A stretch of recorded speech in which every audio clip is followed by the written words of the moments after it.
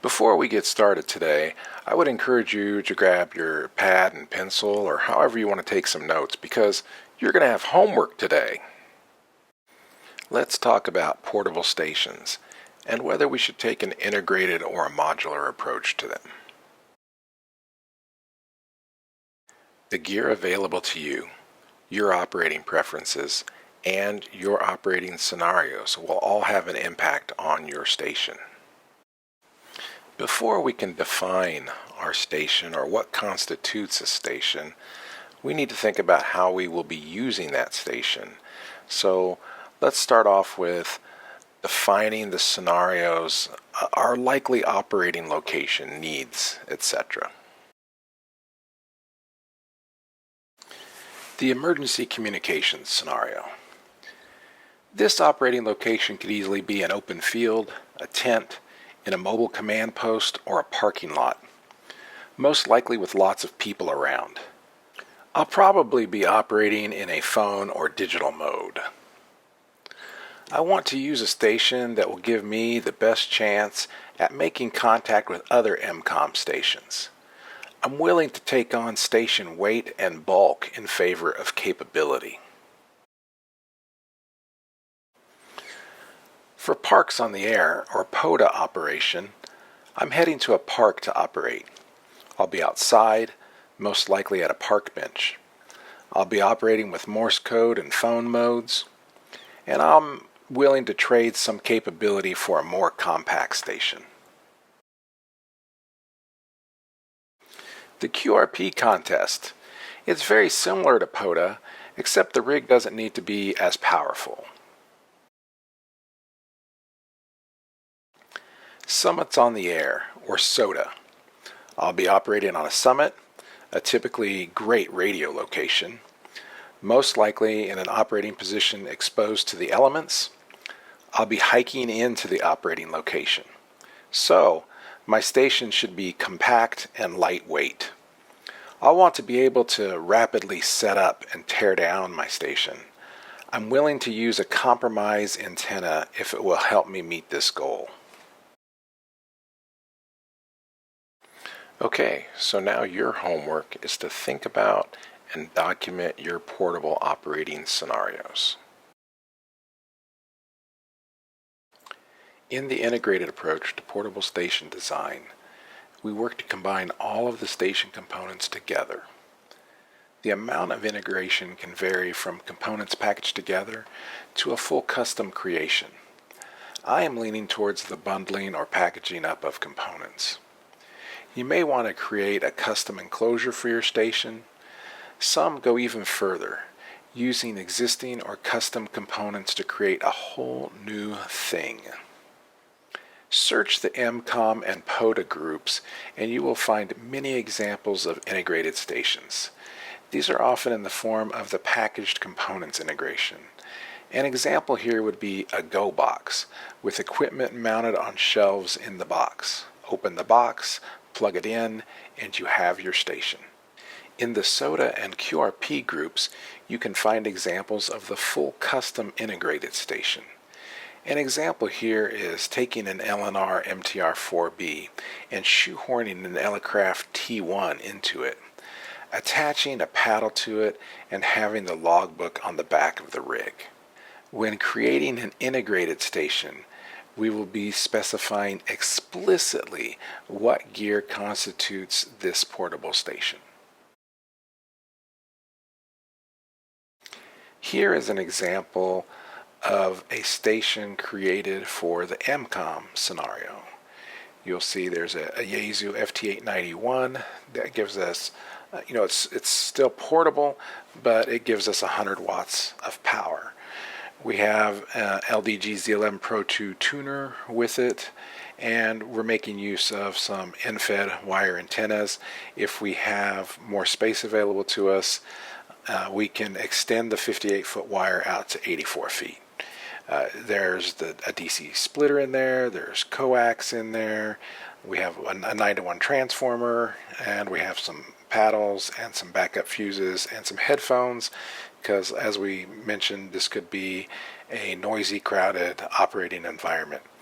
For power, we have a 12 amp hour LiFePO battery and a AC power supply in case we're deployed somewhere where we have power, like a pavilion. If we don't, we have a solar panel and charger available.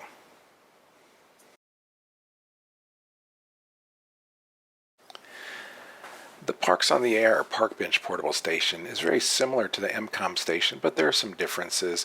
One is going to be, this should be a more casual or leisurely operation, and so we aren't going to necessarily be bound or have the same 100-watt radio requirement need. I mean, it's a nice thing to have, but not necessarily required. So in this situation, we have an Elecraft K2 with an internal tuner, microphone, a palm paddle, and wire antenna again, internal battery, and an external battery as well. Let's say we're going out for a little quick QRP sprint contest. In this situation, we're going to take an Elecraft KX3. We've got a microphone with us. We've got the Elecraft paddle that mates with the rig. It has an internal tuner. We have internal power, but we also have an external battery available to us as well. We're going to have our field expedient antenna and transformer, and pretty compact, ready to go station.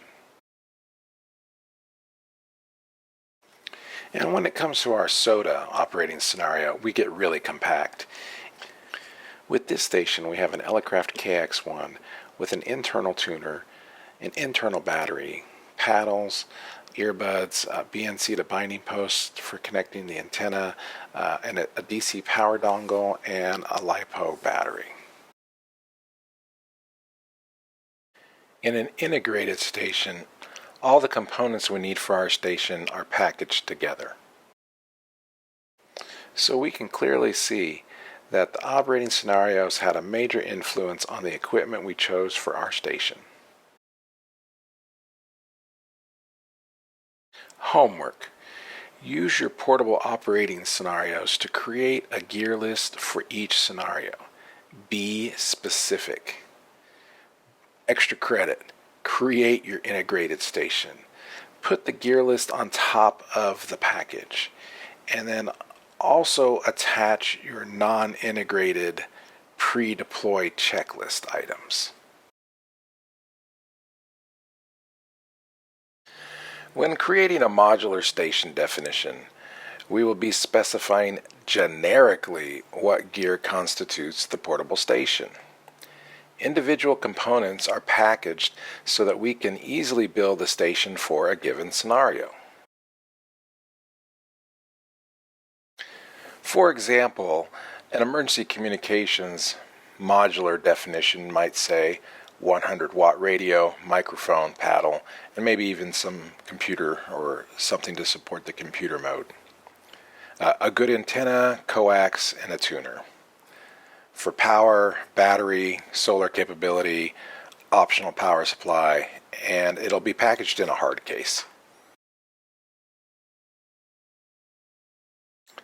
For our POTA or park bench portable station, it'll be very similar to the MCOM station. However, I'm willing to not need as much power, so I'm going to say a 15 to 20 watt radio minimum, mode-specific gear, an acceptable antenna, coax, and a tuner. Power is battery and optional solar, and potentially hard case or cases, a bag, or maybe both. We might end up having a case in a bag. For a modular QRP contest station, we're looking at a 5 or 10 watt radio if we're doing a phone QRP contest, and maybe some mode-specific gear, an antenna, a tuner, a transformer, coax potentially. Components might be in a hard case or cases, a bag, or both. And when it comes to our SOTA station, we're looking at an ultra-portable radio, mode-specific gear, an antenna, tuner, transformer, optional coax, and a bag. In a modular station, All of our components are packaged for use as needed in creating a station. When choosing to go the modular path, it will be extremely important to standardize on RF and power connectors. As trade for the flexibility in choosing station components, we may take on additional bulk and weight. So, your homework regarding modular stations is to create a gear pick list for each scenario with generic component names. Then, for bonus credit, practice creating the modular stations. Supporting items. You're going to have items that are common or optional to all scenarios. So, for homework, review the scenarios you have defined and create a supporting items checklist. Here's a list of some, for example.